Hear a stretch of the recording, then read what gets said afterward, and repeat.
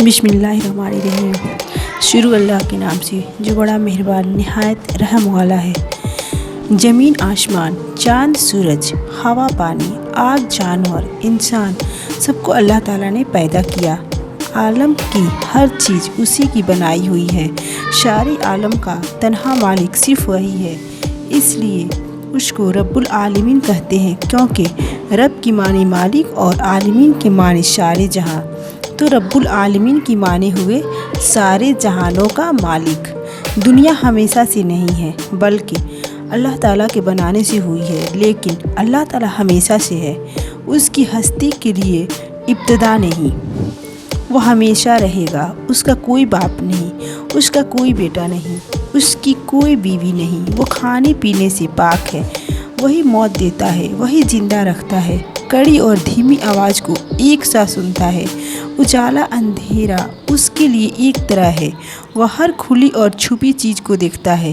ہم لوگ آواز کو دیکھ نہیں سکتے، لیکن وہ آوازوں کو بھی دیکھتا ہے۔ اس کی ہر بات نرالی ہے، اس کی ہر شان انوکھی ہے۔ عبادت کا حقدار صرف وہی ہے۔ چاند سورج، دریا، پیڑ پتھر، انسان، حیوان، شیطان وغیرہ کوئی بھی چیز عبادت کے قابل نہیں۔ وہ اچھے کام سے خوش ہوتا ہے اور برے کاموں سے ناراض رہتا ہے۔ اس نے لوگوں کو ہدایت کے لیے بہت سے پیغمبر بھیجے۔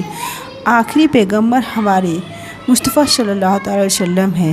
حضور پرنور سرکار مصطفیٰ صلی اللہ علیہ وسلم زمین و آسمان سارے جہاں کے پیغمبر ہیں۔ حضور نے صرف اللہ تعالیٰ کی عبادت کی ہے، ہم بھی صرف اللہ تعالیٰ کی عبادت کریں گے۔ حضور صلی اللہ علیہ وسلم نے صرف اللہ تعالیٰ کو سجدہ کیا ہے اور ہم بھی صرف اللہ تعالیٰ کو ہی سجدہ کریں گے۔ ہم بھی چاند سورج، پیڑ، ندی، بت پتھر، جانور، تصویر، قبر، استاد، پیر وغیرہ کسی کو ہرگز سجدہ نہیں کر سکتے، کیونکہ حضور صلی اللہ علیہ وسلم نے اللہ تعالیٰ کے سوا کسی دوسرے کو سجدہ کرنے سے منع فرمائی ہے۔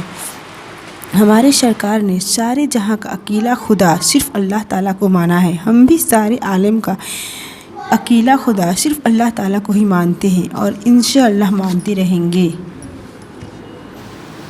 اللہ حافظ۔